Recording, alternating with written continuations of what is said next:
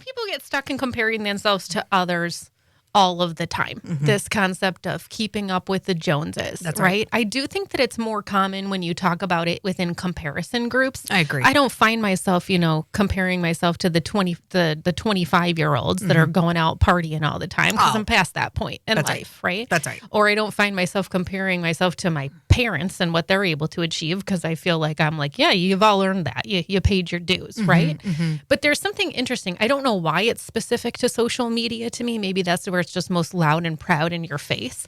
But I think that it's human nature to compare and to want to know where you are on the continuum of others who are in your space.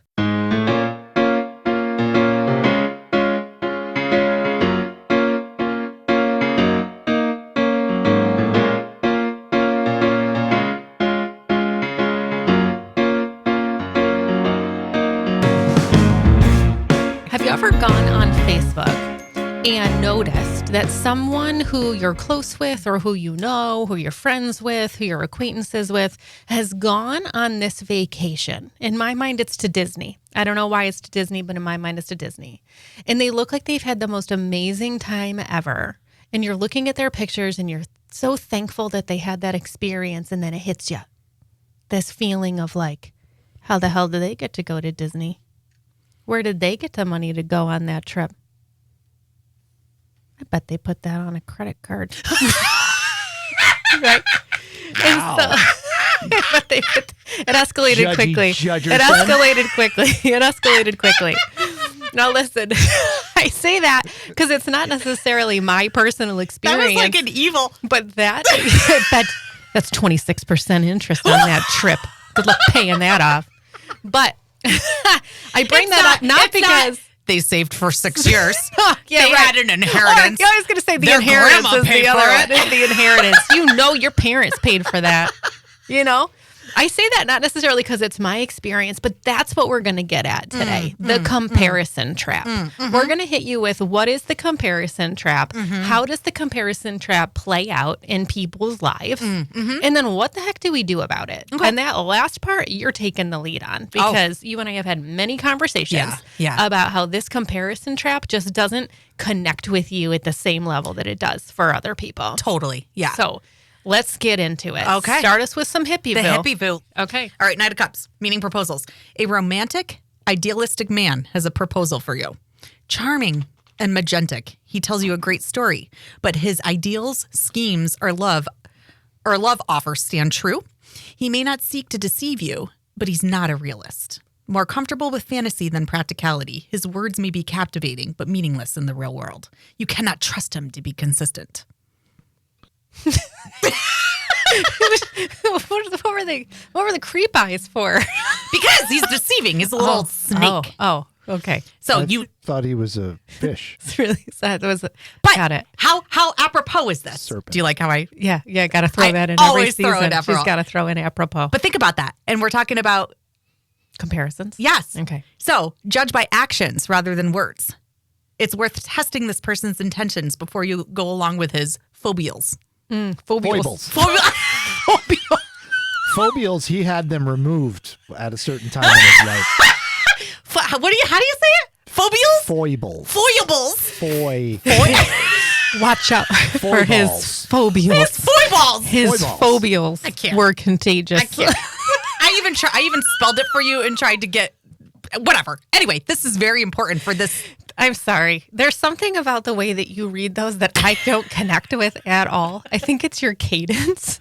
It's like so choppy that I am so confused. We get to the end and I'm like, I know we're supposed to create some meaning out of that, but I have no clue what she just said. We need to get Rebecca some voiceover coaching. Yeah, I think we need to get a voice-over person to read the tarot card and then just insert it into the podcast. Scott read it then. No, that would not be good. Why? It goes like this. He doesn't need any more responsibility. He's all set. All right. Well, it sounds like that's right on cue for our comparison conversation. Since you just read it, why don't you give us your takeaway of how that relates to comparison? Because it's a proposal. It's not necessarily true. Okay. People, you just said on social media. Okay. You just said. Okay. People posted Looks their quote may be unquote deceiving. correct. Right. Well, you specifically mentioned social media. Yes, right. You specifically said people present their lives a specific way, Mm-hmm. and therefore we as humans compare ourselves. Mm-hmm. Therefore, Yep. it's a mind fuck. Yep. So Yep. That's Okay. what a we're great talking about card. today. That's a great Oh, card. now all of a sudden you really it's fine. nailed it. You really nailed it. I think it's your neurodivergent is the problem. Anyway, go ahead. So people get stuck in comparing themselves to others all of the time. This concept of keeping up with the Joneses, That's right? right. I do think that it's more common when you talk about it within comparison groups. I agree. I don't find myself, comparing myself to the 25-year-olds that are going out partying all the time because Oh. I'm past that point in That's right. life, right? That's right. Or I don't find myself comparing myself to my parents and what they're able to achieve because I feel like I'm like, yeah, you've all earned that. You paid your dues, right? But there's something interesting. I don't know why it's specific to social media to me. Maybe that's where it's just most loud and proud in your face. But I think that it's human nature to compare and to want to know where you are on the continuum of others who are in your space. So one example would be if you see the data that comes out on such and such a magazine that says the average person between the age of 35 and 45 has, I'm making this up because I do not know if this is true, has $25,000 in their bank account. If you're sitting there and you're someone who has $3,000 in your bank account, you're immediately like, I am doing something wrong. Something's not going well. But if you're sitting there and you have $85,000 in your bank account, you are like, slums. They should save more, right? And so I just think there's this normalcy associated with comparison. And the normalcy then gets transitioned in my mind into self-doubt, disappointment, anger, maybe it's ego, maybe it's feeling better, I guess, depending on where you are in that comparison slide. But I do think that there's something very normal about wanting to get a read on where you are compared to everyone else. Would you agree? In the grand scheme, like an average human being, yes, I do. Although I just had an epiphany when you said what you said. Okay, love it. Because we've had this conversation Yeah. over many, many, many years. Yeah. And the way you just outlined that, the epiphany for me and why you think the way you think is because you're a researcher at heart and I'm not. And that makes so much sense now on why your brain would think the way that it does. Say more about that. I don't think for you it is ego. I think for you it's just a research component. And that makes so much sense because when you're a researcher at heart, you would absolutely compare data. And that makes sense when you're comparing data because it is apples to apples when you're in a specific age range, when you're in a specific socioeconomical status, when you're comparing apples to apples. There should be a median. Therefore, if you don't fall within that median, you're either above average, below average, or average, where that is 100% not how I think. And research controls for variables. Correct. Right. And so it's not the case that, you had a sick loved one Right. and then had to spend $100,000 on Correct. treatment. Correct. Or You don't take account of no. that. That is not an accountable factor. No. Where I don't, and again, we're going to get into this a little bit later in the episode, but that's not how I don't fall into the comparison trap like you might. And then therefore, and I'm not a data oriented person. I don't research the car seat. I don't research the stroller. I don't research the house. I look at it. Is it pretty? That makes me happy. I'm going to buy it. Oh, yeah. Do you know what I mean? Yeah, I do. And So- I very much resonate with the research side of what you're talking about right now. Exactly. Like my dad's favorite gift for Christmas is Consumer Reports Yes, magazine. yes, yeah. yes. And he I'm will not- come right in because I'll say, what internet, extender do you think we should get? Like it's Scott. Right. Exactly. I'm not researching the car. Yeah. I'm like, oh my God, that's so pretty. And it's Oh. in my price range. I don't give a shit if it's going to crash and burn. Oh. I don't care.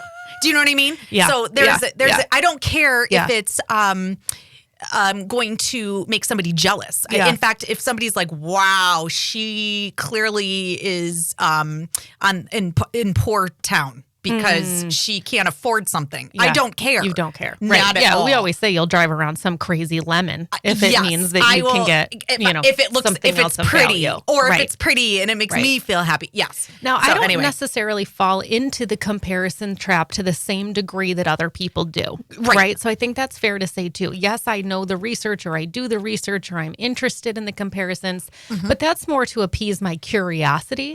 If you're going to tell me, again, this is made up, this is a made up stat, that 25 grand is what's in most people's bank accounts between 35 and 45, I'm going to use that as a comparison point, and I'm going to say, how am I doing in comparison to that? Right. But also because of my curiosity, I'm going to say, what other factors might go into this? Well, I might, if I don't have that in my bank account, I might be like, well, I'm also maxing out my contribution to 401k, or I'm also, right? So I can see the different variables. But when we were talking about what we were going to talk about today, there are two areas of my life when I really had to sit and think, what is it about comparison? And are there any places that I compare? in your personal, In my personal life, two things came up for me. Oh. And I want to tell you, I exhausted a lot of different options over in the your time life. we first started talking about this to the time that we're actually doing this session. I thought, is it vacations? Is it money in people's banks accounts? Is it the size of someone's home? Is it the car that they drive? I went through every single thing that could possibly be a comparison point. right now, today, Yes. you didn't go back in time. Because No. I would say back No. in time, there were things that we've discussed Sure. over the years. Sure. But I think that was very present in that point in time. In the moment. Right? Yeah. In yeah. what that you're was. talking about right now, Present day today. What's going on for you? And so why I think it's important to frame it in this way is that the part B of this part of the conversation is why? What is it about these two things I'm about to present that have that comparison feel to it? And I have some thoughts on this, and I know you do as well. So I would love it for our listeners to also be thinking, when you think about the things that you compare yourself to, or your family to, or your experience to, think about what those are as I'm sharing mine. And then why? What is the why behind why those are your comparison points? Number one for me, my entrepreneurial journey. My comparison with entrepreneurial journey is associated with the fact that I genuinely thought if you have a good idea, good people who are behind you, and if you have the money to support it, you're just going to knock it out of the park. And within 1 year, you're going to have a thriving business that you're going to turn around and sell for multiple millions of dollars. And then you're just going to go to Aruba for a couple weeks, right? A couple weeks. A couple weeks. Yep. And there are certain companies that fall into that category. And we talked about it in terms of when I was in my incubator program. And they're called unicorns. And they're called unicorns For on a purpose reason, because yeah. they are very few and far between. They basically do not exist. It is this perfect trifecta that doesn't have as much to do with your planned organization of how it's going to happen. It just happened to be like when you're at the casino and you hit the $30,000 jackpot and you were like, wow, that was right place, right time, right? But the number of unicorns that people will talk about is so few and far between. I use Google as an example or Amazon as an example, that those were not unicorns. They might be massive multi-billion-dollar operations at this point, but they didn't start that way. They grew that way. Yeah. Right? We don't Over hear long about periods that, though. of time. We hear about the mystical unicorns that are around, and that's what you should be doing. Yeah. So from a comparison standpoint, and this is getting a little bit into what I think my why is, I didn't have a lot of experience being someone who ran a business. So my own insecurities would come up and I would look at other people who were running businesses, who got to leave their jobs, who got to live on the salary associated with their business, who were doing it. Yeah. And I would think to myself, when I started my business way back in 2014, and then in 2018 is really when we were like, okay, this is a thing, right? We really need to do this, right?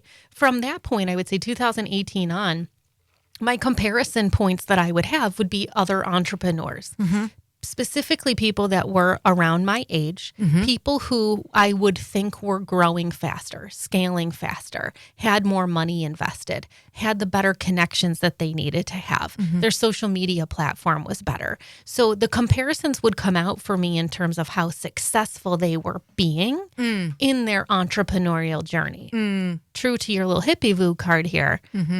That might not have been the story or the case whatsoever, right? Reality. You're going to use the phrase lipstick on a pig a couple times in this episode, right? That could have been the story you were telling yourself in your head. Sure. Yeah. Absolutely. Which I think gets at this middle part of how does it really impact your life. Yeah. But that was one area that I found myself doing some comparisons.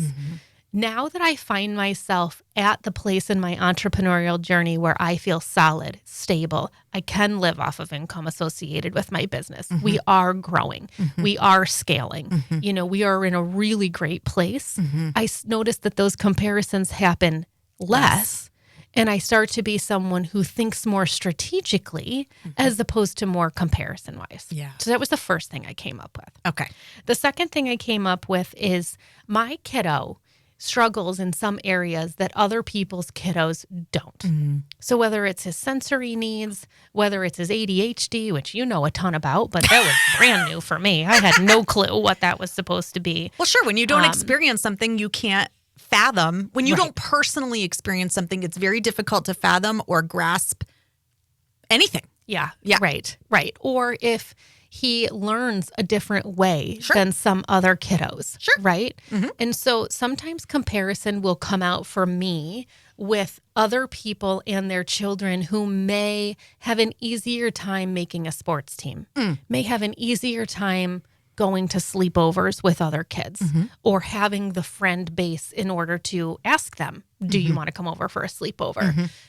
Maybe it's a comparison around, gosh, my poor kid has to read so much extra during the course of the night compared to another kid who might just get it from the very beginning, right? Like he needs to learn it in a couple of different ways.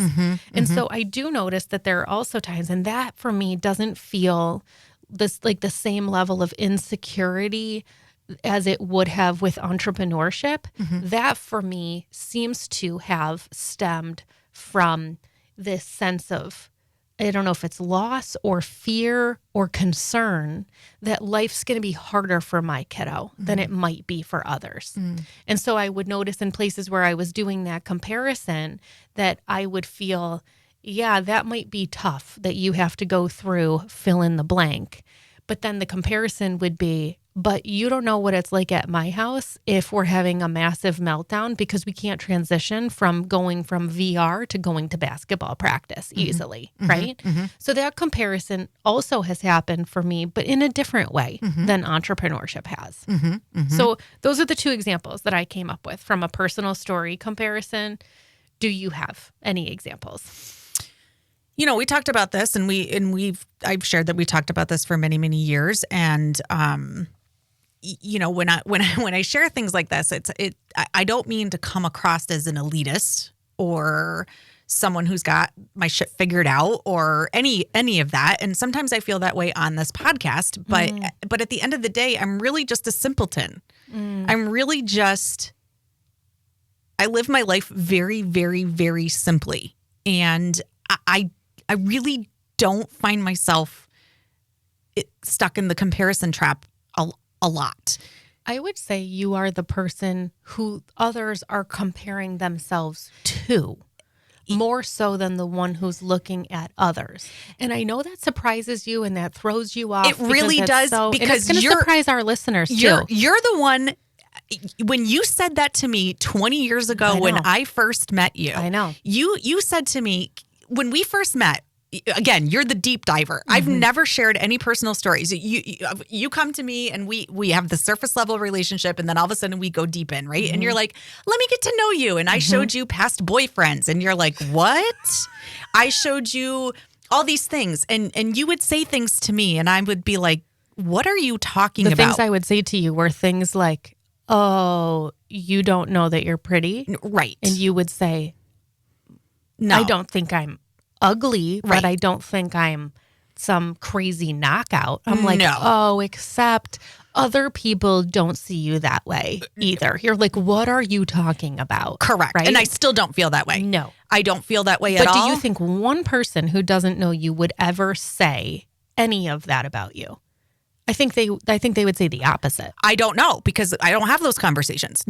People don't come up to me and say things like that. Yeah, but that's because you're the comparison at the top. They're not going to come up to you and be like, hey, bitch,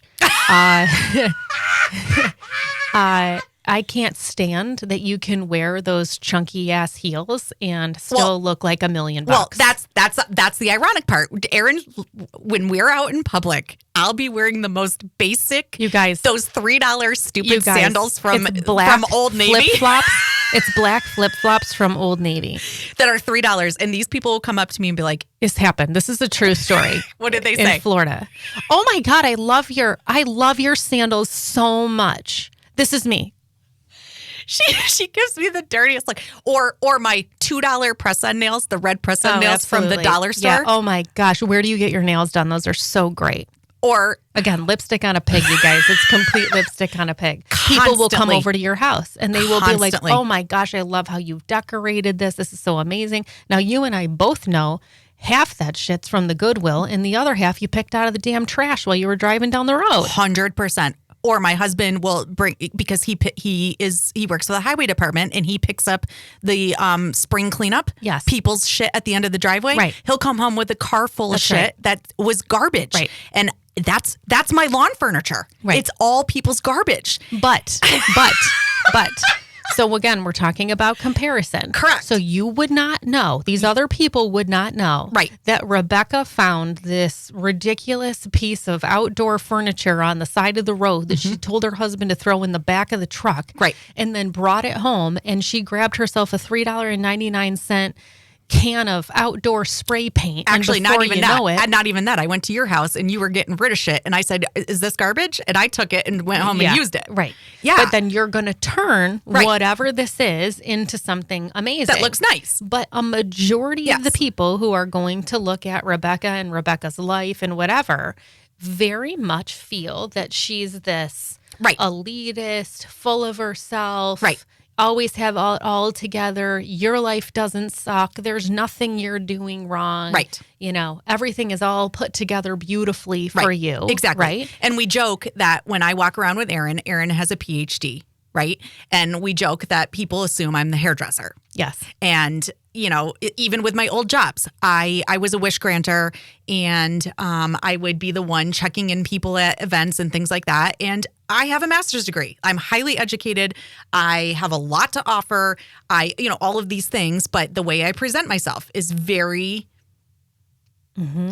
specific way. So anyway, here nor there. So I just feel very confident. I'm a simpleton, those kinds of things. And at the end of the day, I'm just this person who really loves my choices in life. I feel very comfortable and live in my lane. And I don't compare myself to people. I really enjoy other people. I look at everybody and feel very grateful to be around other people. And I feel very honored to be in other people's presence. And I accept people where they're at all the time. And people genuinely treat me different very often. Mm-hmm. And I don't understand. And so Erin and I have had these conversations a lot. And so she's told me this. And so at the end of the day, I just continue to follow my own value system. And reality is, I always knew that I wanted to be a mom first. And that meant for me that I couldn't climb the corporate ladder because I knew what the corporate ladder for me in the career path that I wanted would mean that I couldn't be the mom I wanted to be. So I knew that I wasn't going to make a lot of money. So that meant I needed to choose a home that I would probably need to have a lower mortgage. So that was going to be an older home. And I knew that it was going to be something that I would be in for many, many years. I've lived in the same home for 15 years. I have this same stove from 1950. You wouldn't know that because I spray painted it with grill paint and it's beautiful. I have the same cupboards from 1950, but Erin painted them when 15 years ago when I was pregnant. Erin also. I don't think we spent enough time on the cupboards and talking about my role in those cupboards. My bathroom is terracotta tiles with a mint green tub. It was going to be a mint green toilet if I didn't break it when you first moved in. Definitely broke it. I think it was on purpose so I could get a new one. Right, you're welcome. But if she didn't break it, we would still have that toilet. Absolutely. Because I'm not going to invest in things just to replace them so that I can have something new. That's not who we are as a family. Because I would rather put that money into the Disney vacation to make memories with my kids, or give them the sports experience that they want versus live in this brand new home that I know I can't afford because I'm not making the money in my corporate job. You know what I mean? And that's okay. Yeah. I'm okay with that. I'm not at home crying and being like, I wish I had this, I wish I had that, because the reality is I could do it. Yep. I have the education, I have the brains, I have the smarts, I have all of that in my arsenal. Right. I just don't want it. That's not your choice. I don't want it. And therefore, why am I going to torture myself comparing myself to the other people online when that's not what I want? I don't want that.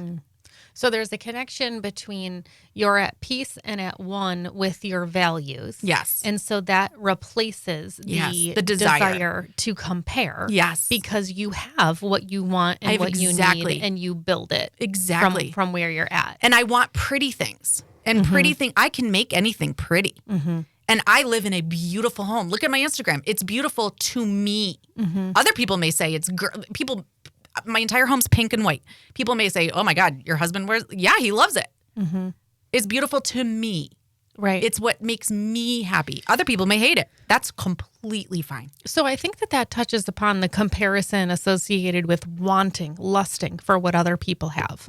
But I don't necessarily think that was the case in my entrepreneurial / my kiddos experience. That feels to me like a little bit of a different type of comparison trap that people fall in. Yeah. So maybe some of that is true in the entrepreneurial, like I want to be there, but I think it was much more about self-doubt and self-fear that I wasn't going to be able to get there. Yeah. And so it was envy, or it was even more personal than that. It was more just, again, this self-doubt of, do you know how to make it at that place? So you've heard me talk very, very many times about how my end goal is to go be a keynote speaker at some college graduation. And I'm going to get up there and I'm going to talk about how I didn't have any of the skills that I thought I needed in order to do this job. And then I went and sold my company for whatever gazillions of dollars. Yeah. But my story isn't going to be about why I'm so great and why you should want to be like me. Yeah. It's instead going to be why I'm every single one of you and what I had to go through in order to get there. And you can too. Right? And you can do this. Absolutely. Anyone can do this, right? It takes some fine tuning. And keep in mind, I'm your biggest cheerleader. Right. I know. I'm not saying your goals should be my goals. Right. And you're not saying my goals should be your goals. Right. Oh, yeah. You're very good about making sure that my goals and me approaching my goals are aligned with what I want, 100%. Even if it's not aligned with what you would have done. Right. Absolutely. Absolutely. And so I think this is a big topic. Comparison trap is a huge topic that we can probably have 16 episodes on. Yeah, it's true. So what the heck do we do about it? I mean, you know all the answers. I wish I did. I wish I did. I think you hit on two things: ego, and what was the thing you just said? You said ego and self-doubt. Self-doubt. I think those two things play a heavy role in it. And so I think when the minute you're feeling yourself getting caught in that trap, you check yourself and you say, is this my ego or my self-doubt? And maybe it's a combination of both.